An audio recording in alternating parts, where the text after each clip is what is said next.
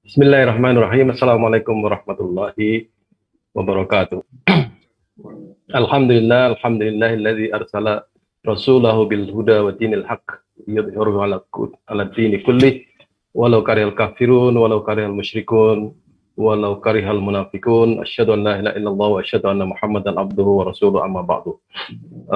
Hari ini kita kembali lagi memahami barat, tetapi barat yang oleh Huntington disebut sebagai Fukuyama dianggap sebagai the end of history, yaitu barat postmodern. Sebelum itu saya mau jawab beberapa pertanyaan saja yang terkumpul ada sekitar 60 pertanyaan, tapi saya mau jawab beberapa saja.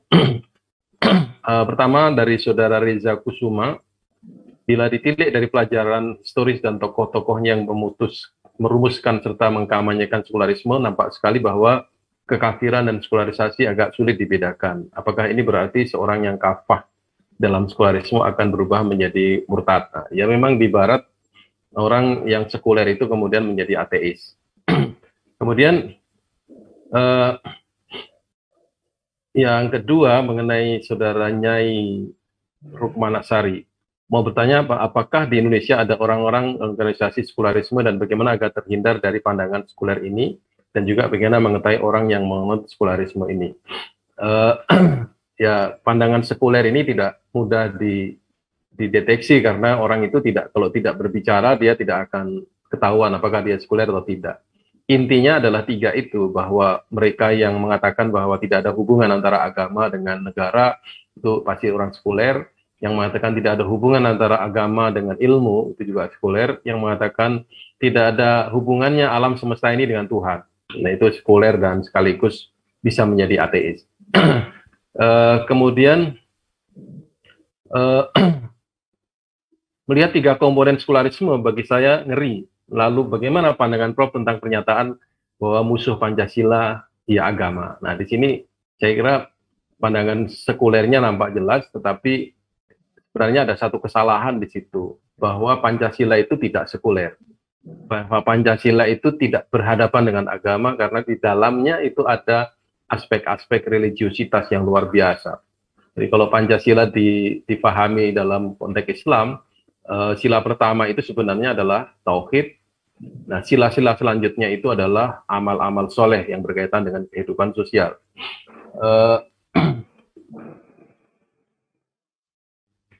Pertanyaan yang keempat ya, adalah bekerja untuk dunia seolah-olah kamu hidup selamanya, bekerja untuk akhirat seolah-olah kamu mati besok pagi. Apakah hadis ini dimaknai sebagai bahwa agama Islam itu ada sekularisasi?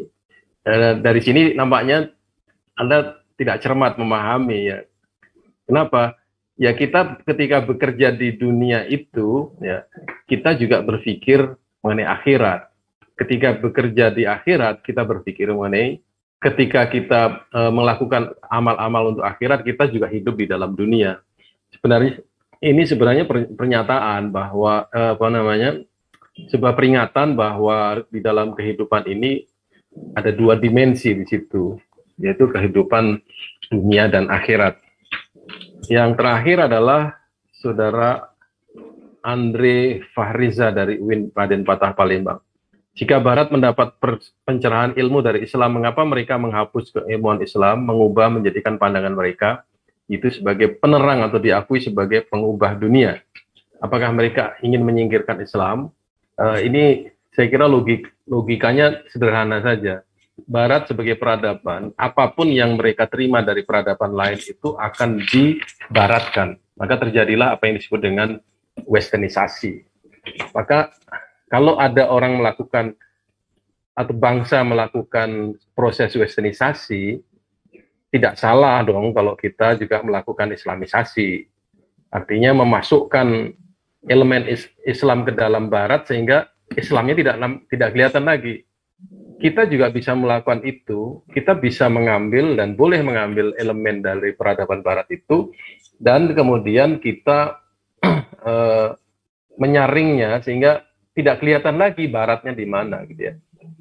Baik, maaf yang lain-lain belum dan tidak mungkin saya jawab. Ya, saya ingin terus Barat postmodern. Ya. Sekarang kita awali dengan sebuah definisi. Ya. Definisi ini tidak definit, karena namanya postmodernisme itu adalah ketidakpastian. Di Akbar S. Ahmed ya, dalam bukunya Postmodernism in Islam mengatakan bahwa postmodernisme tidak dapat didefinisikan kecuali dengan ambiguitas dan kontroversi. Artinya kabur ya, meskipun didefinisikan dia tetap kabur. Sebab di dalamnya mengandung kompleksitas, kontradiksi, ambiguity, dan keragaman.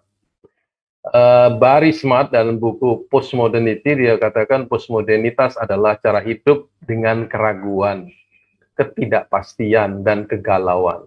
Nah, keraguan ini berarti ada kaitannya dengan kebenaran.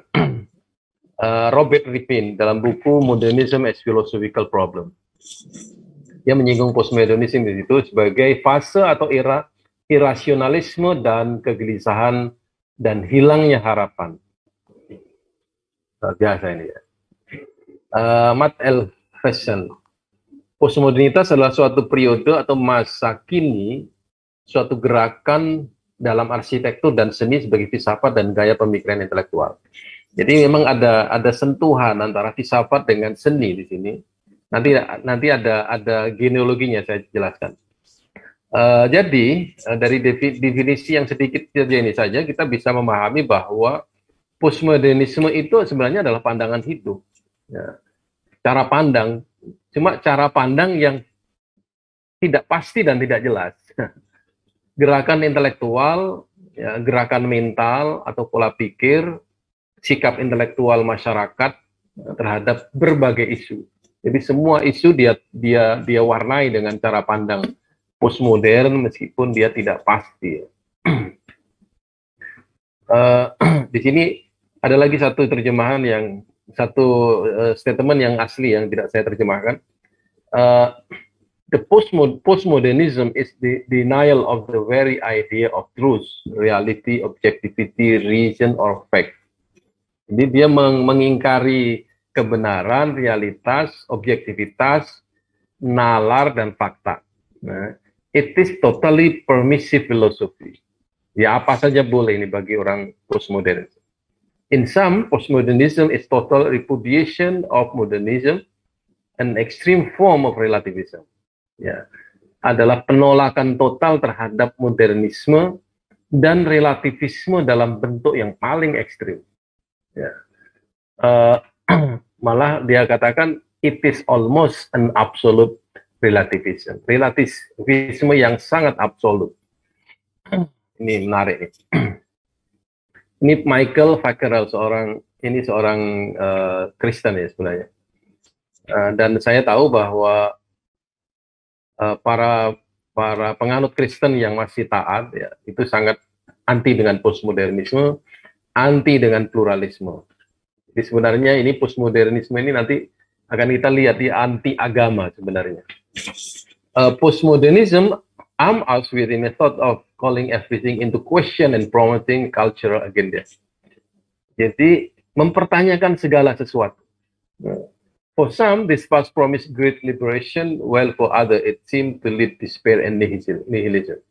Ya, ini satu sisi, ya, menjanjikan sebuah kebebasan, pada sisi yang lain menjanjikan kenihilan atau kekosongan nilai. Ya. Something has been happening in our culture, we should understand it. Jadi ini sedang terjadi dalam kehidupan kita. Orang tidak lagi memegang nilai-nilai yang kita anut baik secara kultural maupun secara religius. Ya. Jadi kalau di Barat yang modern kemarin kita bicarakan, orang sudah mulai memisahkan antara agama dengan masyarakat, agama dengan ilmu, agama dengan politik. Ya. Ini lebih dahsyat lagi ya. Dia tidak lagi berbicara mengenai kebenaran agama, tidak memisahkan lagi. Jadi agama bagi dia adalah, bagi orang postmodernis adalah nothing. Dia tidak ada apa-apanya agama itu. Makanya di sini dipertanyakan. agama dipertanyakan, bahkan kultur Barat yang tradisional pun dipertanyakan, sehingga sampai pun kepada logik, ya, logik yang dipegang oleh Barat modern itu dipertanyakan oleh Barat postmodern. Oke, sejarahnya sekarang bagaimana? Jadi kemarin saya sebut ya diantaranya Karl Marx. Jadi Karl Marx dan Hegel itu sebenarnya dia di dua kaki dia. Dari pertanyaan tadi saya rasa ada yang sudah menangkap ya bahwa sekularisme yang mulai akut itu akan berganti kepada ateisme. Jadi orang seperti Immanuel Kant, Hegel, Karl Marx, ya, puncaknya adalah Nietzsche. Ya.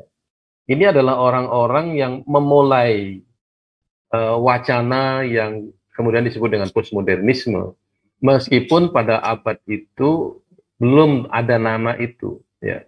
Jadi abad 18 munculnya filsafat eksistensialisme dan filsafat analitis. Itu otomatis menghapus metafisik. Ya, di zaman modern pun metafisika sudah dianggap tidak ada, tetapi lebih bersih lagi tidak adanya itu adalah di abad ke-18. Ya, itu sebagai akhir dari modernisme, awal dari postmodernisme. Makanya di sini Immanuel Kant, Hegel, Karl Marx, Nietzsche yang anti kebenaran agama, anti kebenaran secara menyeluruh pun itu adalah tokoh-tokoh postmodern. Yang kedua, menurut Malcolm, ya, istilah postmodern ini diperkirakan muncul pertama kali tahun 70. Ini istilah yang mulai berkembang pada waktu itu, tapi nama postmodern belum muncul dalam filsafat. Ya. Nah, pada tahun-tahun itu juga, ya, tahun 70-an, muncul filsafat baru yang kemudian sinonim dengan apa yang disebut dengan dekonstruksi, yang dinisbatkan kepada Derrida, atau bisa juga disebut dengan post-strukturalisme. Ya, ini baru tahun itu kata postmodern atau filsafat postmodern itu disebut secara eksplisit. Ya. Bahkan tahun 80-an ini Profesor Alpasalan Achigen, ya, itu kan beliau menulis disertasinya mengenai Heidegger. Saya ngobrol dengan beliau. Heidegger ini adalah orang Posmo. Saya ngobrol dengan beliau, saya bilang, what is actually postmodernism, Prof? Dia bilang, postmodernism is very interesting. Sometimes it's very logical, but it bring you nowhere. Ini yang menarik. Dia nggak bawa Anda kemana-mana gitu ya. Nah, di situ betul-betul nihilismenya itu muncul. Ya. Jadi diskursusnya menarik, ya, tapi dia akan kemana diskursus itu dibawa, itulah yang kemudian menjadi tidak jelas. Ya. Namanya post-strukturalisme berarti tidak ada struktur. Ya. Bahkan yang sekarang ini muncul istilahnya post-truth. Ya. Post-truth itu no truth at all after this. Kemudian pemikiran postmodern yang bermula dari filsafat dan studi sastra ini ya, di berbagai universitas di Barat kemudian menyebar menjadi media yang postmodern, ya.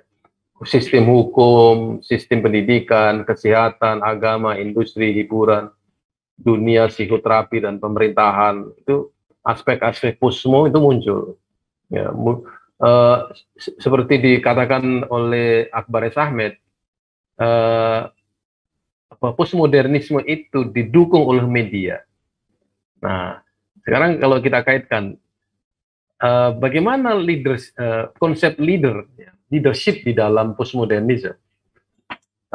Terakhir saya membaca satu teori, Oxford Theory of Leadership based on media. Itu di situ disebutkan bahwa leader itu di zaman postmo itu adalah orang-orang yang dibesarkan, diangkat oleh media. Ya, dia di-glorified by the media, dia dipuji-puji oleh media. Tetapi it is not the fact. Itu bukan faktanya. The fact that the person who is glorified is not the case. Ya. Bukan itu yang sesungguhnya. Jadi Pemimpin sekarang ini adalah pemimpin yang diangkat oleh media, ya mungkin dijatuhkan oleh media juga. Nah, ini cara satu pengaruh dari postmodernisme terhadap media massa. Dan media massa itu sekarang tidak lagi berpegang kepada satu kebenaran, dia tidak mempunyai ideologi media massa itu. Media massa itu apa namanya mengungkapkan fakta-fakta yang dia sendiri membiarkan fakta itu telanjang ditafsirkan oleh pembaca. Maka di Indonesia ini ada kalau nggak salah satu media massa yang berbunyi kebenaran itu tidak memihak. Kalau nggak salah bunyinya itu tagline-nya sebuah media massa. Ya. Jadi berarti kalau tidak memihak berarti semuanya benar. Oke. Ini dalam sekarang genealoginya dalam bidang seni dan arsitek. Seorang yang namanya John Chapman, ya. Ini tahun 1880 aja. Dia cuma menyeletuk aja gitu. Ketika dia membuat lukisan yang menarik, kemudian kok tidak seperti lukisan modern, dia terus ditanya, apa lukisan Anda ini? Dia nyeletuk aja, ini lukisan postmodern.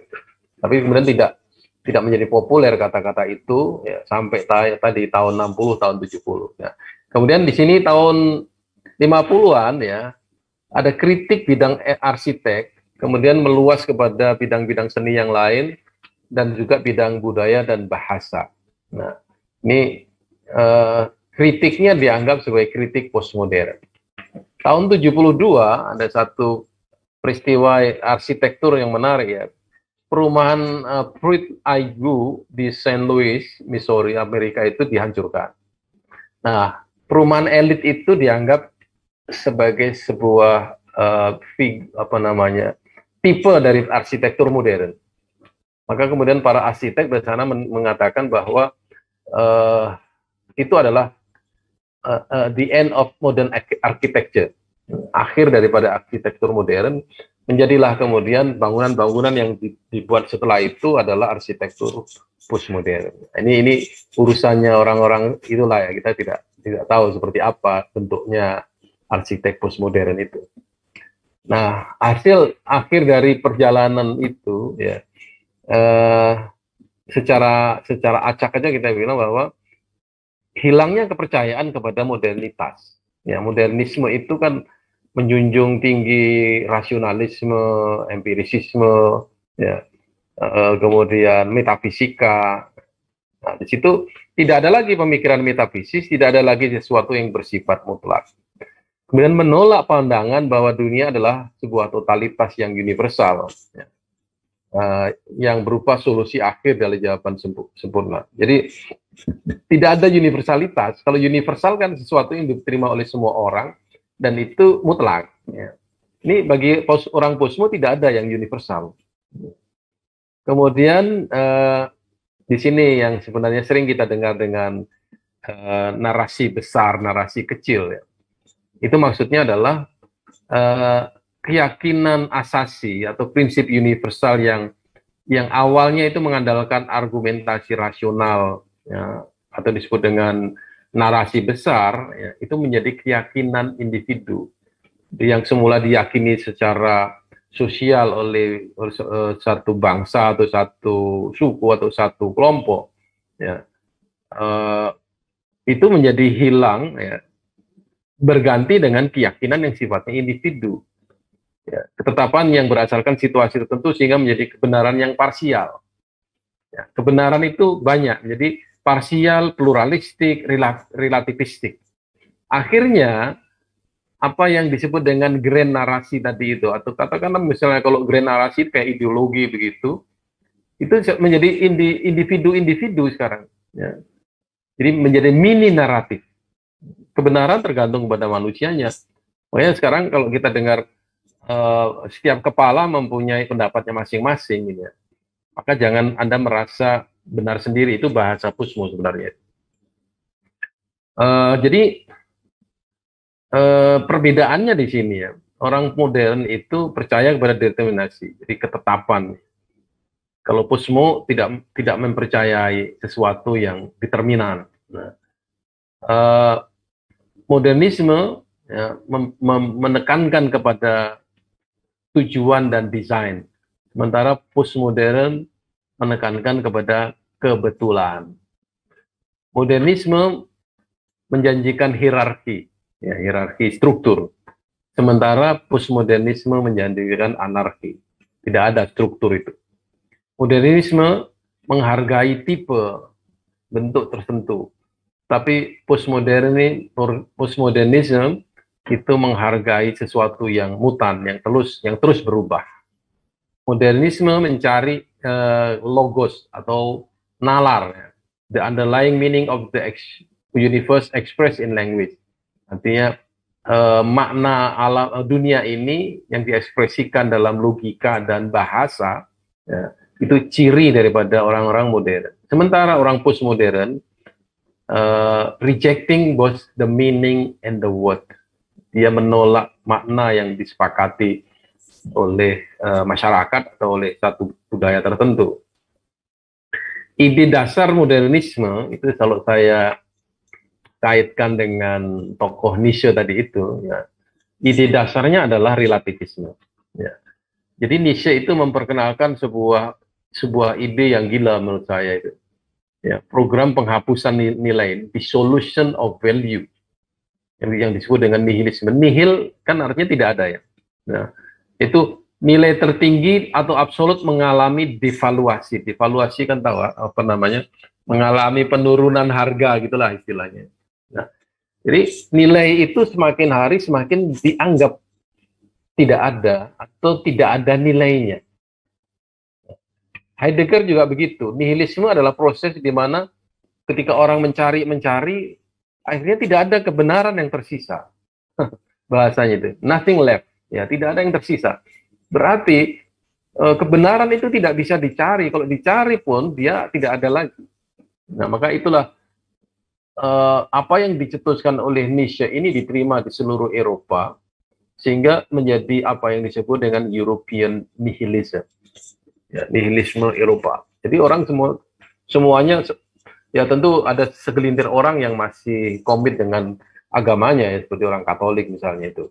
Tapi masyarakat Barat seluruhnya, para saintis, para pemikir, para filosof, itu sudah percaya kepada paham nihilisme ini. Ya. Jadi tidak ada lagi nilai yang absolut.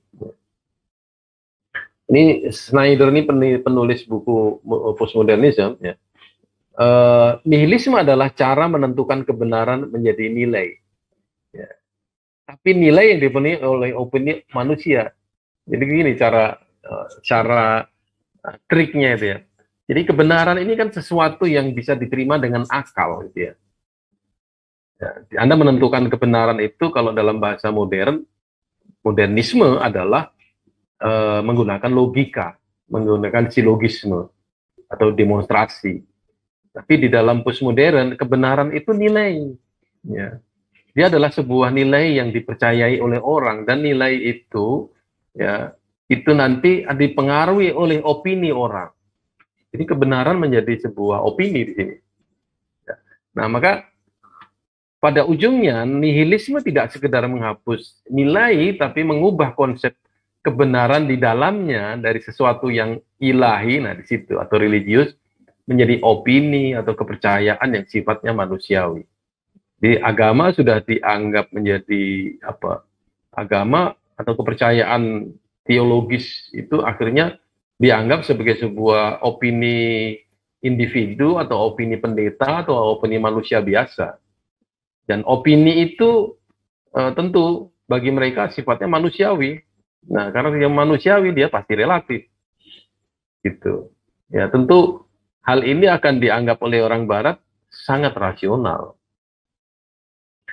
Nah, sekarang postmodernisme tentang kebenaran. Orang postmodernis itu mengingkari wujudnya realitas objektif. Jadi kalau di Barat modern kan kita tahu empirisisme berkeyakinan bahwa kebenaran itu adalah kebenaran empiris dan dari realitas objektif. Ya. Nah, realitas bagi orang postmo hanya ada dalam pikiran. Nah, maka karena dia ada dalam pikiran, maka kita menciptakan kebenaran kita sendiri. Situlah mulai argumentasi relativisme itu muncul. Tapi kebenaran yang berdasarkan pada logika dan metode ilmiah empiris, ya, yang dimiliki oleh orang posmo itu dianggap sebagai konstruk sosial, ya, buatan filosof tertentu yang harus direndahkan oleh argumentasi dekonstruksi postmodernisme. Jadi kebenaran, ya, yang di barat itu sudah dibangun oleh para filosof, kemudian dibangun oleh para saintis dengan metodologi ilmiahnya, itu bagi orang posmo ya dianggap sebagai ya bikinan manusia biasa dan harus didekonstruksi. Ya. Maka postmodernisme yang sangat percaya pada akal pikiran itu menolak wujud Tuhan. Jadi dari modernisme yang masih hanya memisahkan antara Tuhan, dunia, agama, ilmu dan lain sebagainya, dipisah di kotak-kotak begitu, sekarang dibersihkan itu. Nah, dibersihkan aspek teologis itu dari metafisik. Jadi pernyataan mereka itu seperti ini. Truth is a kind of error. Ya. Kebenaran itu adalah semacam kesalahan. Oke, apa namanya? Nietzsche itu membuat sebuah permisalan. Truth and error itu like an axis, apa namanya, kutub ya, kutub utara dan kutub selatan lah katakan misalnya gitu. Jadi Anda bisa memilih kutub yang mana yang Anda suka. Ya. Anda misalnya saya suka kebenaran, ya itu pilihan Anda, tapi jangan menyalahkan orang yang memilih sebuah kesalahan. Itu cara berpikir mereka seperti begitu. Tidak ada yang lebih tinggi dari yang satu dari yang lain. Kesalahan tidak lebih rendah dari kebenaran. Ya.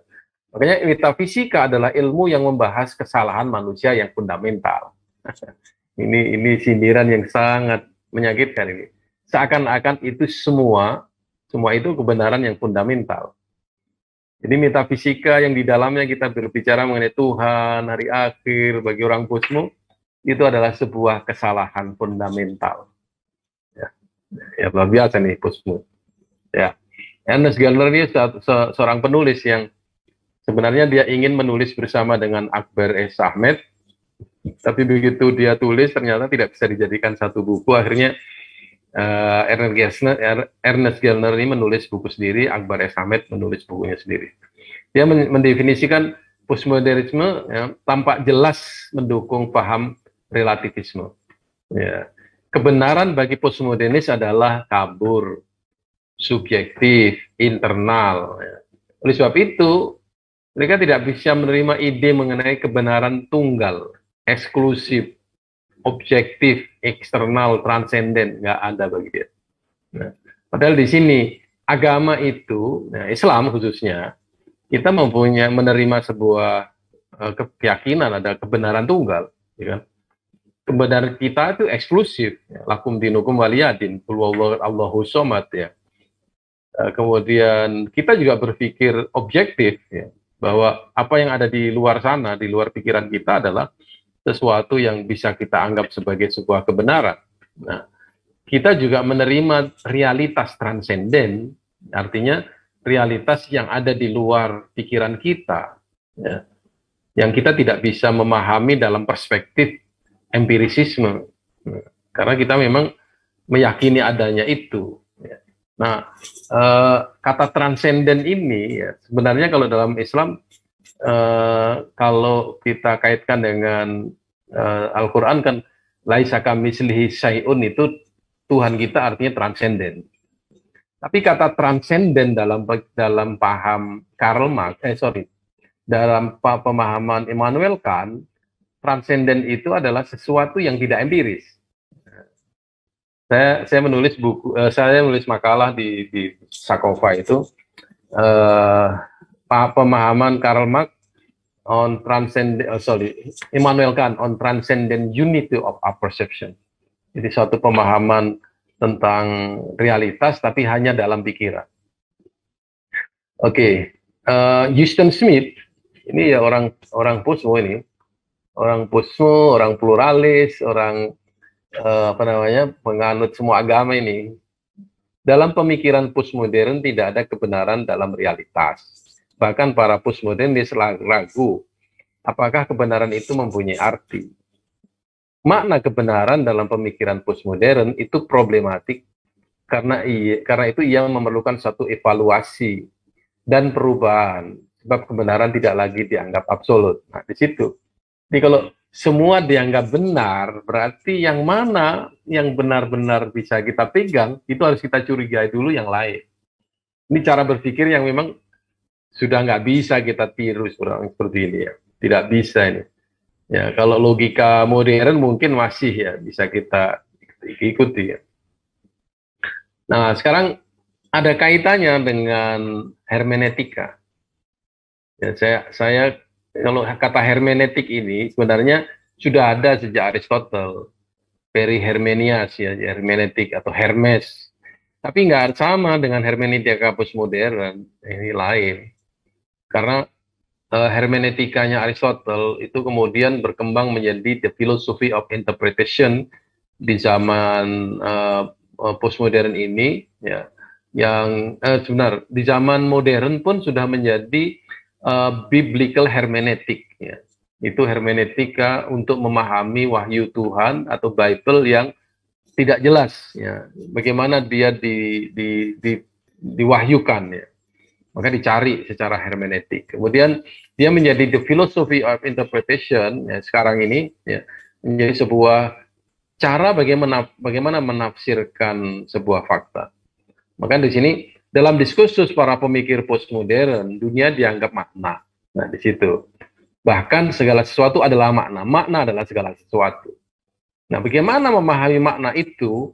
Hermeneutik adalah nabinya. Nah, jadi yang memahami makna itu adalah hermeneutik. Ya. Maka di dalam ilmu hermeneutik yang dipentingkan adalah interpretasi realitas objektif, bukan realitas objektifnya. Di sini. Yang penting bagaimana penafsir itu menafsirkan. Nah, nanti kalau kita bicara hermeneutik agak panjang ya. Mungkin mudah-mudahan ada waktu salah satu sesi gitu ya.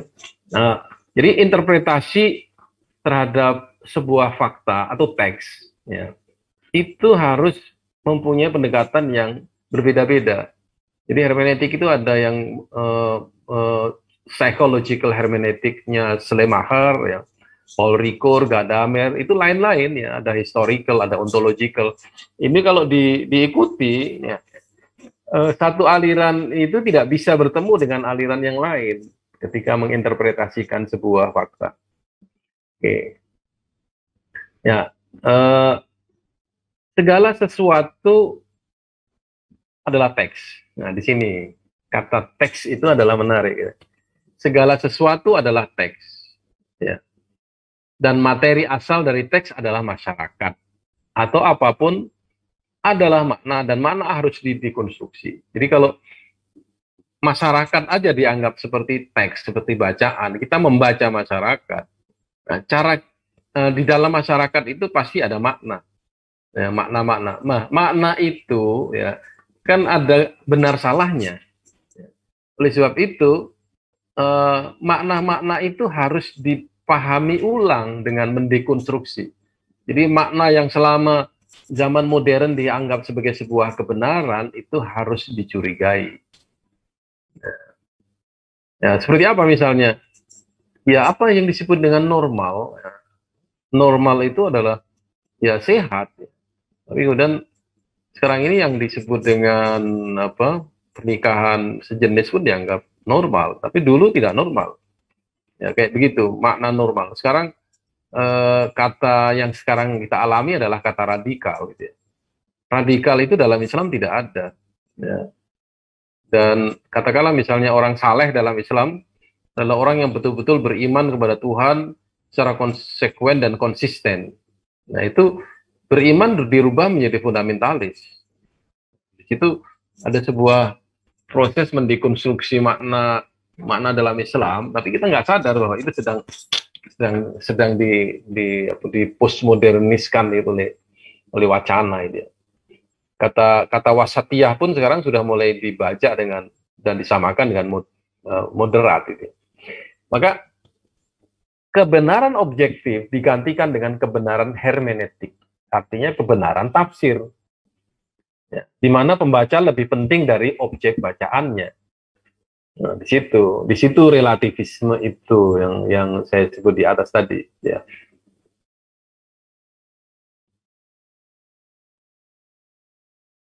Oke. Dalam hal moralitas, ya, beberapa dekade yang lalu ini real sekali ya. Homoseks itu dianggap sebagai oleh mayoritas sebagai kotor, menjijikkan, dan para psikolog mengatakan itu abnormal. Tapi dengan pola pikir postmodern, ya, itu bisa dibela dan dibenarkan serta dianggap normal. Ini postmodern nih sebenarnya nih. Ya. Yang mempertanyakan bahkan disebut sebagai salah, berpikiran picik, represif, penuh kebencian, penistaan, dan kemunafikan. Bayangkan. Ya. Mereka menggunakan kata-kata ini untuk sesuatu yang selama ini mereka anggap abnormal. Orang yang mengatakan abnormal itu dituduh dengan tuduhan-tuduhan seperti begini. Oke, ini contoh tadi. Nah, bagaimana orang posmo berhadapan dengan agama? Ya.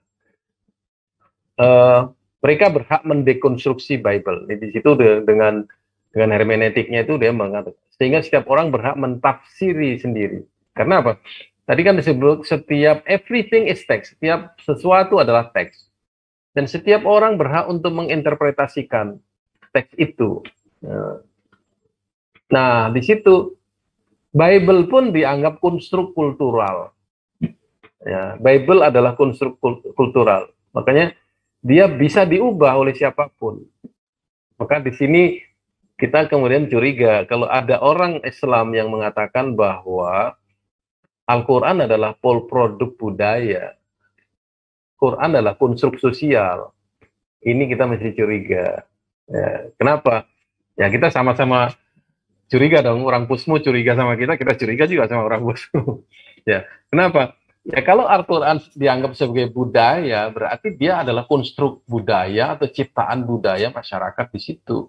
Masyarakat Arab. Ya, oleh sebab itu harus disesuaikan dengan masyarakat di tempat lain. Nah ini. Itu kalau cara berpikir postmodern begitu. Padahal Al-Quran itu adalah sebuah sebuah pesan-pesan untuk seluruh umat manusia. Tidak ada kultur Arabnya di dalam Al-Quran itu sebenarnya. Apa yang terjadi di negara Arab pun ya itu berlaku universal. Ya, kalau di dalam Al-Quran ada tulisan, ada cerita mengenai orang-orang Badui bertanya yas'alunaka 'anil mahid. Orang-orang Badui bertanya mengenai orang yang datang bulan. Kalau itu kultur Arab, pertanyaannya apakah orang Arab saja yang datang bulan? Ya. Yas'alunaka 'anir ruh, qulir ruh min amri rabbi. Orang bertanya mengenai ruh. Apa sekarang tidak ada orang yang bertanya mengenai ruh? Apakah itu hanya problemnya orang Arab?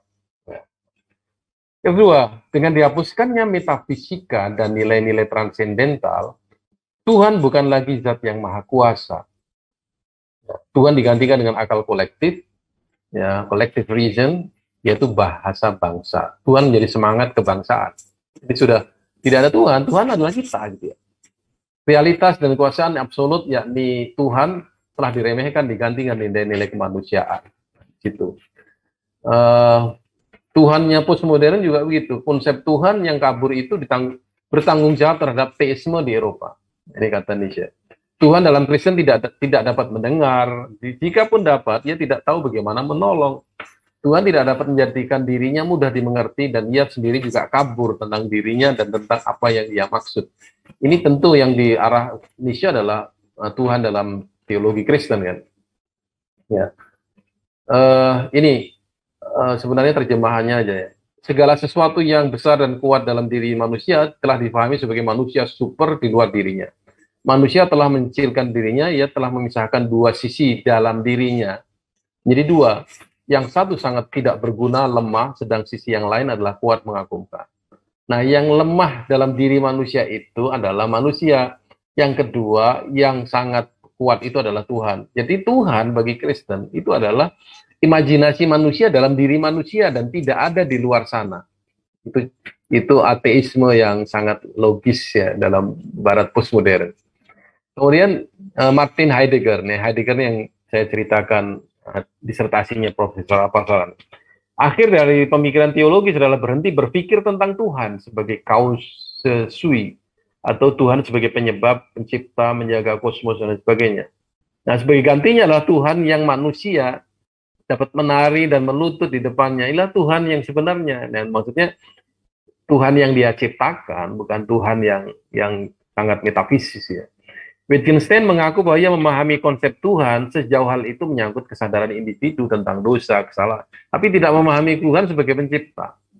Jadi nggak ada kuasa Tuhan dalam pemikiran orang posmo itu. Ya kalaupun ada ya itu Tuhan yang kita pikirkan aja gitu. Dalam bukunya The Defeat of Mind ya, Alain ini menggambarkan Tuhannya di dalam zaman postmodern. What they call God no longer the supreme being, but collective reason. From now on, God exists within human intelligence, not beyond it, guiding people, action, shaping their thought without knowing it. Instead of communicating with all creatures, as his namesake did, by means of the revelation, God no longer spoke to man. He now spoke within him in the language of nation. Seperti tadi itu. Jadi sudah tidak ada Tuhan. Tuhan itu adalah bangsa itu. Ya. Houston Smith menggambarkan with not with height. Tren pemikiran baru pada abad ke-20 adalah jauh dari keimanan, away from faith. Ya, itu artinya sudah tidak lagi beriman. Ya. Nah, Foucault yang juga orang dianggap sebagai orang modern, tapi ini orang postmo. Most of us no longer believe that ethics is founded in religion. Ya, kebanyakan kita ya, menganggap bahwa etika tidak berdasarkan kepada agama. Ya. Nor do we want legal system to interfere in the moral personal private life. Dan ini juga kita tidak mau bahwa hukum ini akan mempengaruhi moral dan kehidupan pribadi kita. Ya. Christian liberalism often suffer from the fact they cannot find any principle on which the based elaboration of new ethics. Nah, orang-orang sekarang ini tidak lagi bisa menemukan prinsip-prinsip yang mendasari etika baru itu. Apa dasarnya etika yang mereka? They need an ethic, but they cannot find any other ethic than an ethic founded in so-called scientific knowledge. Jadi etika dari mana? Sudah agama dihilangkan. Ya. Jadi dari mana mereka mendapatkan etika? Etika dari scientific knowledge.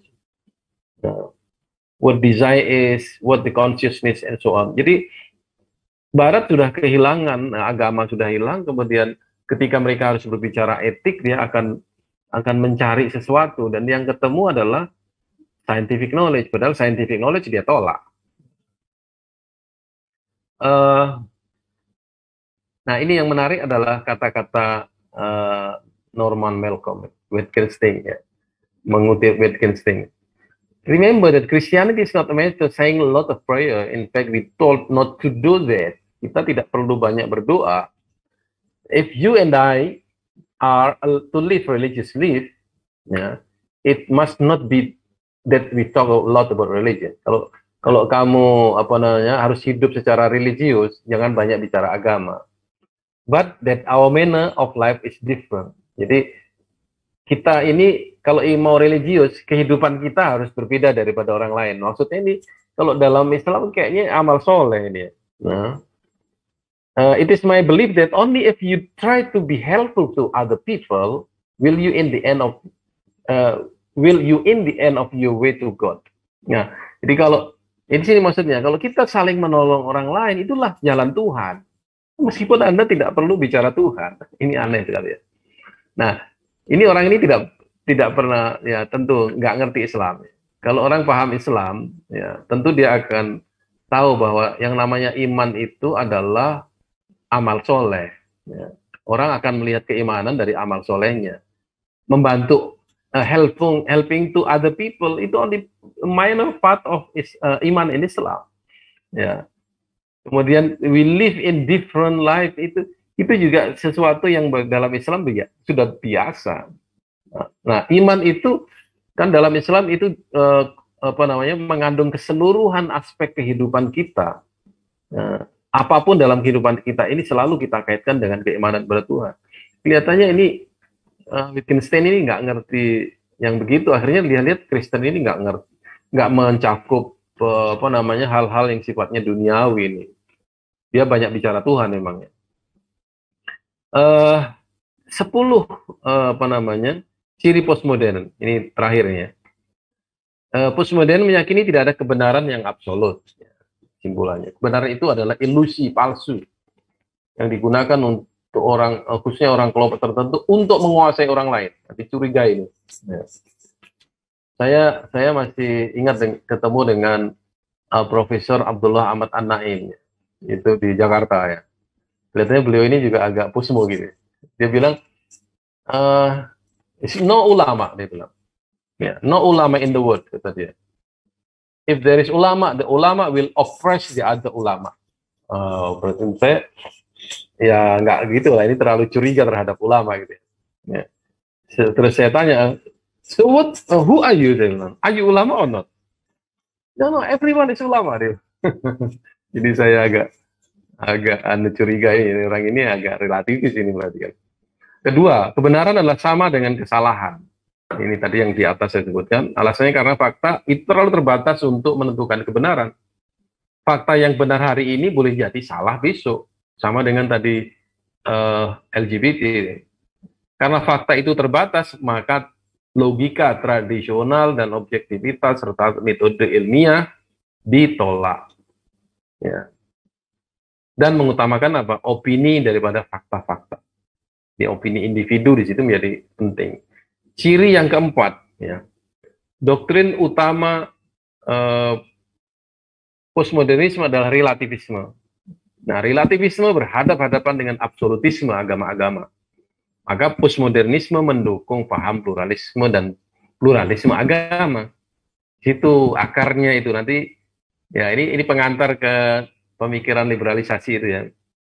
Yang kelima, semua agama dianggap benar, menghargai keimanan yang inklusif, ya.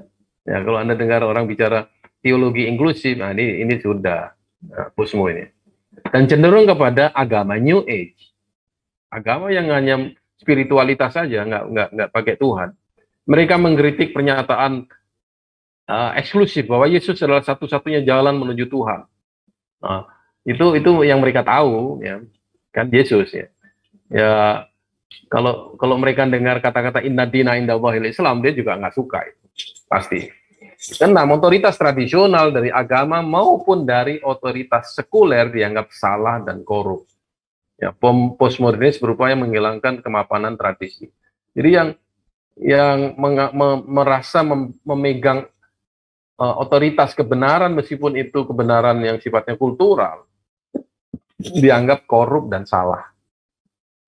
Ketujuh, moralitas dianggap bersifat pribadi atau pendapat pribadi-pribadi. Etika itu mestinya relatif dan tidak harus mengikuti etika dari nilai-nilai tradisional. Jadi ya, tadi seperti tadi disebutkan, ya, baik buruk itu yang menentukan masyarakat. Postmodernis mendukung etika liberal. Ya. Nah, liberal di sini ya membela apa saja, ya. Feminis, homoseks, itu contohnya yang ditulis oleh Michael Fackarel. Postmodernisme menentang munculnya bangkitnya fundamentalisme religius.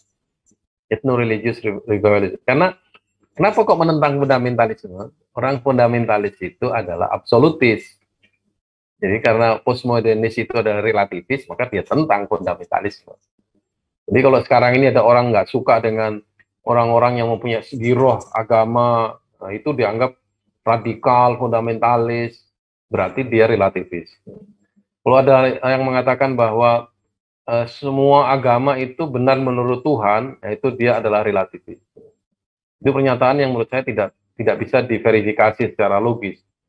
Karena kalau orang mengatakan semua agama itu benar, kata benar itu yang menentukan siapa? Oleh Tuhan. Tuhan yang mana? Pertanyaannya. Kalau Tuhan yang dalam Islam, ya kita tahu sendiri kan, selain agama Islam adalah sesat. Berarti Tuhan dalam Islam menyalahkan agama yang lain kan. Globalisasi yang terakhir. Para pemikir postmodernis menganggap batas-batas nasional adalah halangan bagi komunikasi antar manusia. Jadi nasionalisme dipercayai sebagai sumber peperangan, maka dari itu orang postmodernis seringkali mengusulkan ide internasionalisme dan ingin menyatukan negara-negara yang terpisah. Ada juga ide yang mirip-mirip itu namanya kosmopolitanisme. Oke, ini terakhir kita counter ya posmo ini. Kerancuan-kerancuan posmo. Postmodernisme mengatakan bahwa semua klaim kebenaran dapat dikonstruksi. Oke, pertanyaannya adalah apakah postmodern sendiri dapat dikonstruksi? Oke, satu, itu rancunya. Kedua, postmodernis mengatakan bahwa kita harus toleran terhadap segala sesuatu, termasuk intoleransi. Ya. Dapatkah postmodernis toleran terhadap fundamentalis? Ternyata tidak, berarti dia tidak toleran. Postmodernisme adalah mengatakan kita tidak boleh memasukkan pendapat kita kepada orang lain. Ya. Bolehkah fundamentalis mengatakan hal yang serupa? Yang keempat, postmodernisme mengatakan bahwa realitas objektif itu tidak ada dan bahwa realitas itu diciptakan. Apakah ini benar secara absolut atau benar secara relatif? Kelima, postmodernisme berhujah akan adanya kebebasan akademik. Tetapi masalahnya dengan hujah yang sama, apakah kita juga bebas untuk menolak ide-ide postmodernisme? Nah, baik, ya itu memang kalau ada yang nggak paham, memang postmodernisme itu tidak untuk dipahami. Postmodernisme itu adalah ambigu, relatif, kemudian tidak mempunyai basis kebenaran juga tidak ada yang absolut, ya. Kemudian menentang agama, kemudian menentang etika. Jadi memang itulah postmodernisme. Nanti ya ini setelah ini saya ingin masuk ke dalam tantangan-tantangan yang dipengaruhi oleh postmodernisme. Ya. Seperti tadi ya disebut di awal, pluralisme, ada feminisme, nanti ada humanisme. Ya, nanti saya masuk ke 4, 5, 6, 7 ya. Masih empat kali masuk. Ada beberapa pertanyaan di sini yang sebenarnya saya anggap sebagai premature question ya. Bagaimana gitu ya. Nah, nanti di akhir dari kursus ini saya akan membawa masalah how to-nya itu. Sebagai orang Islam bagaimana kita menghadapi barat sekuler, barat modern, barat liberal, barat pluralis, barat feminis ya.